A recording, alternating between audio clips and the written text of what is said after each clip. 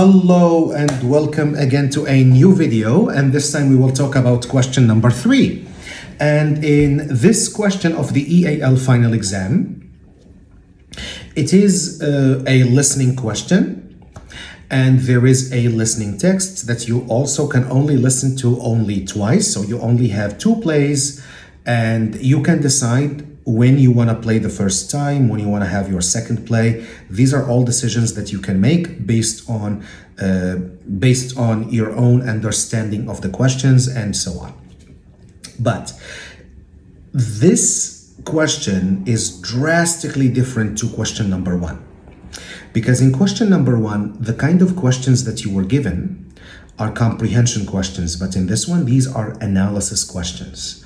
So questions that will be about the purpose, can be about the context, can be the main idea, the intended audience, persuasive techniques, reliability, and so on.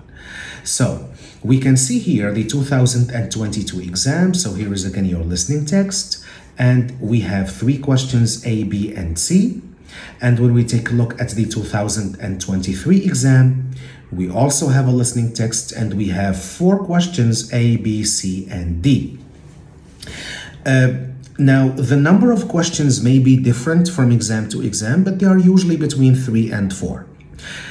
And most of the questions, so usually the first one and the second one, are analysis questions. But the third one, the last one, in this case, in the 2023 exam, the 4th one is something I personally call comparative analysis question. We will talk about this one in a few minutes. Now, again, like I told you in the previous videos, you should always download and read the subject assessment advice. It has great advice and a lot of useful tips and ideas on how to answer these questions and how to prepare for this exam. So when we take a look, for example, at question A of the 2023 exam 3A, it says, suggest 2 questions you could ask Mr. Clark about the Achieve Intensive English Summer Course. So we have to write 2 questions. Do we write any question that we would like? So for example, can we ask this question? No, the answer is absolutely not. We cannot do that. So there are a number of rules that you have to follow if you want to get a full mark for this question. The first one is the question that we ask has to be relevant to the topic of the speech. That is rule number 1, because when the question is related to the topic, the examiner will know that you understand the text. So we have to provide evidence of comprehension to the examiner by only writing questions that are related to the topic. The second piece of advice is we shouldn't ask a question that has already been answered. So if the answer was already clearly given in the text, then I can just ask that question again. Because generally speaking, the only kind of people who ask questions that have already been answered are people who weren't paying attention. And when you do that in this exam, the examiner may not think or will not be able to see solid evidence that you actually understood the text at hand. And thirdly, you must write in a suitable grammatical structure, because this is a question, so you have to use interrogative sentences and you have to use the correct punctuation, which is a question mark. So in this instance, it's 2 questions, so I write 2 questions, and that's about it. When we go to question B, why do you think Miss Jones is introducing her students to this English summer program and encouraging them to take part in? So as a response to this question, our responses, again, they must be in paragraphs, and they must be relevant to the question and to the text, and they must also include evidence from the text, because that evidence will show the examiner that you understood the text. Without evidence from the text, a response cannot be considered a successful one. Same thing for question C, which students would be interested in the course described in text 3. So I can just, for example, say university students. This is a very, very weak response. I cannot also say international students or non-native English speaking students. All of these are weak responses. And why they are weak responses? Because they don't have evidence from the text. Without evidence from the text, a response is never a good response, because the examiner doesn't have a specific response in their mind. They are looking for evidence. Evidence, do you understand the question? Evidence, do you understand the text? And if you provide the examiners with such evidence, you will always be awarded with a full mark for each question you answer. So if we take a look at the 2022 exam, question A, in text 3, what is the speaker's primary purpose? Support your answer with 2 examples from the text. So here you can see primary purpose, 2 examples. This is why this is a 3 marks question. It's a 3 marks question because you have to include 3 ideas in the. Someone just opened the door and left, didn't say anything. And it's quite creepy because I'm filming alone inside the school and the campus is empty. I'm not gonna stop, I will continue. So you have the primary purpose plus 2 examples. This is why this is a 3 marks question. So again, it's a general rule for, in this SACE exam specifically, the number of marks is a great indication to how many ideas your answer must include. And in this case, we have to include 3 ideas to get the 3 marks. The purpose, and then the 2 examples. And I'm not sure if you remember what I have said in the video on question 2. The same thing applies here. It is not enough to simply list any random evidence you find, obviously, because whatever evidence from the text we use, that evidence must be linked and connected and must support the answer I give. So if I say, for example, that the primary purpose is to inform, the evidence I provide has to support that and cannot be supporting something else. So for question B, describe the context in which the presenter is giving the speech using 2 examples from the text. And here we see again the same pattern. Describe the context, 2 examples. So these are 3 ideas that must be included in my response. And this is why this is a 3 marks question. And by the way, if you want to know what are the possible answers to any of these questions, you only need to go to the subject outline, to the subject assessment advice. So here it is, for example, for this question, and this is like, you can say this, or you can say this, or you can say that, and all of these are possible pieces of evidence that you can use to support each one of the answers. And you can see, my God, there is like so many evidence, so much evidence that you can use, so many different responses. And again, this is the beauty of this exam, because there isn't a single way that a question can be answered with. Each question, especially question 2, 3, and even 4, they can be answered in a multitude of ways. And as long as you show the examiner that you understand the question, you understand the text, and you can write solid answer that incorporate elements and evidence from the text, you will always be awarded with a full mark. Now, let's go and talk about what I like to call the comparative analysis question. And we have such a question in every SACE exam since 2018. There was always a comparative analysis question. And this comparative analysis question, it asked the students to compare between the infographic that we have in question 2 and the listening that we have in question T. Listening texts number 2, or simply referred to here as text 3. So when we take a look at the 2022 exam, we see that this question says, Which of the two texts, text 2, the poster, or text 3, the listening, is more likely to convince people to donate money? Support your answer with evidence from both texts. And I cannot tell you how important this is.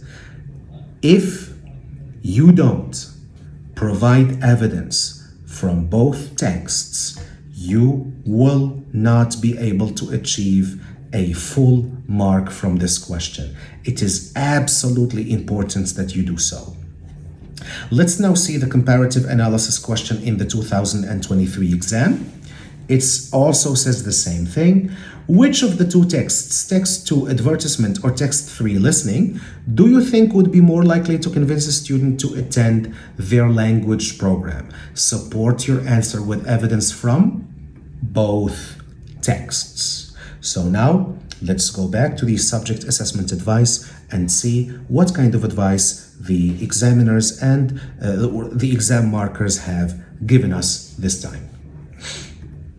So, for the comparative analysis question, the more successful responses, they effectively used well-structured paragraphs. And I want you to notice that this is paragraphs with an S, plural, because you shouldn't write this answer in one massive, colossal paragraph.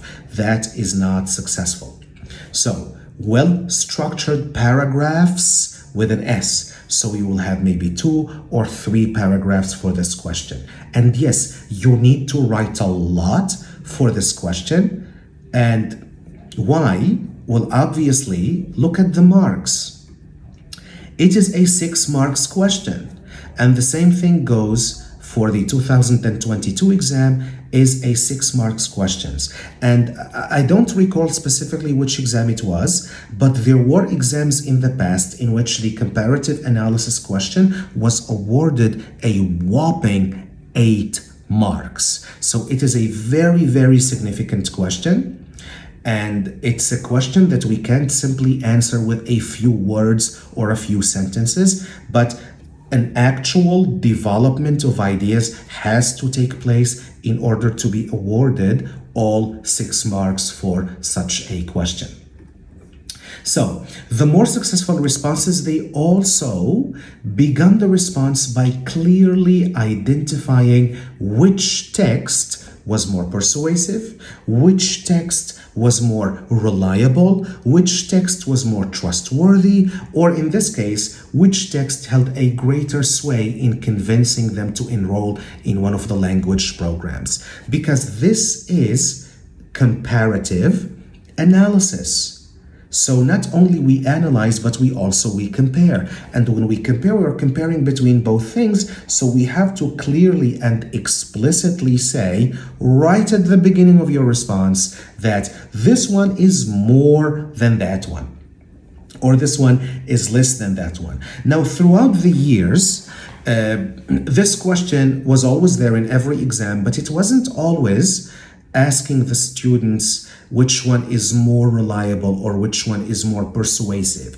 Because in some previous exams, and again, I can't remember which exam it was, but in some past exams, they actually said that both text 2 and text 3 are unreliable, and you need to explain why. Such a question did take place. And it doesn't really make a big difference because the same rule applies. You have to include evidence from both texts, and whatever evidence you include has to match your initial response, and you have to write everything in paragraphs in a well-structured and coherent manner. And as long as you do that, you will always be awarded a full mark, no matter what the question is about. Speaking of comparing and the comparative, we see the third advice in the subject assessment advice for this question said that the more successful responses, they demonstrated adept use of clear signposting and conjunctions employing language such as, in the same way, compare to, where is, in contrast, on the contrary, however, even though, and on the one hand, etc. And it's really, really important that such language is included in your response. And when you do your exam practice, you have to include these words in your responses, because this is a comparative analysis. And in a comparative analysis, we compare. And when we compare, we have to use words like these. Also, the more successful responses, they used specific examples. Why one text was more convincing than the other, or why one text is more persuasive than the other, or why one text is less persuasive than the other. But the examples were very, very specific, and they were not vague. So let's take a look at this sample here. So let's see this response for question D. So the question D again, which of the two texts do you think would be more likely to convince a student to attend their language program? So let's see this one.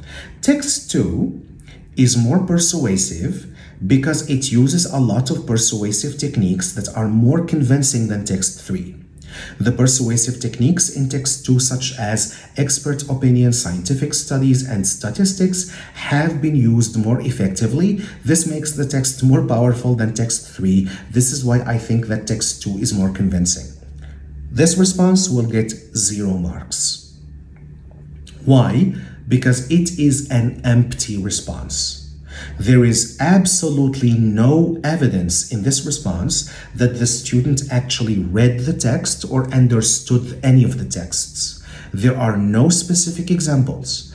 It is extremely vague and overgeneralized and oversimplified, which is why it will get a 0 response. And this is why in the subject outline, they say that I keep saying the subject outline, and the subject assessment advice. This is evidence to you guys that I am not a YouTuber. I'm not like my God, I see some influencers online and they can talk and they can speak clearly, fluently, accurately. So anyway, I'm just doing my best here. Please don't be too harsh in your criticism. You can criticize, but not too harshly. So this is why in the subject assessment advice for EAL, they say that the less successful responses, they resorted to generalized statements, such as text A did, but text B didn't, without offering explicit supporting evidence. And this is what we see in this response. This response is simply an overgeneralized statement that doesn't contain any specific evidence from any of the two texts that we have to include evidence from. Therefore, our responses, and we go back here, they have to be well structured, they have to be clearly identifying which text, and they need to use specific examples from both texts and not just from one of them. Why? Because again, here we have the less successful responses. They commonly focused exclusively on one text without delving into a comparative analysis of why one text is more persuasive, more reliable, or less persuasive than the other text. And obviously, less successful responses, they wrote very little. By writing very little, so again, don't understand this that you need to write too much. So no one is expecting you to write 700 words for this question alone, but you have to write enough so the examiner has solid evidence that you understood the question, you understood the text, you provided specific examples from both, and you integrated those examples in your response, and you were able to clearly say that this text is more than this one, and you gave solid evidence from both texts saying why text A is more and why text B is less. When you do this, you will have a full mark. The last thing I will add about the comparative analysis questions is that from the examiner's perspective, it doesn't really matter which text you choose. This is not an important thing. So you can say text 2 is more convincing, while someone else can say text 3 is more convincing, and both responses will be great. Because at the end of the day, the examiner is not expecting you to say no text 2 or text 3. No. The examiner only wants you to have a clear answer, to write well-structured and well-written paragraphs, to use comparative language, and to use and integrate evidence from both texts in your response. So you can say that text 2 is more persuasive, or you can say text 3 is more persuasive. That's not important. Therefore, when you are taking the exam, you have to make sure that you don't waste too much time reflecting on which text is more persuasive or which text is more reliable, because that reflection time should be invested in locating evidence and integrating the evidence in your response. So, because again, it doesn't really matter which text you pick. Just pick one of them and focus your energy and focus your time on writing clearly, incorporating and integrating evidence from both texts in your responses. Your evidence matches your response, and that everything is neatly written down in well-structured paragraphs. So that's it for question 3. Again, you can go to the SACE website, you can download the subject assessment advice, not just for 23 and 22, also 2021, also 2024, because in both of those years, there was a comparative analysis question, and there is great advice in these documents that can tell you more on how you can prepare yourself for such questions. I wish you all the best, and thank you very much for your time, and I will see you again for a future video on question 4, which is what I like to call the reading-based writing question.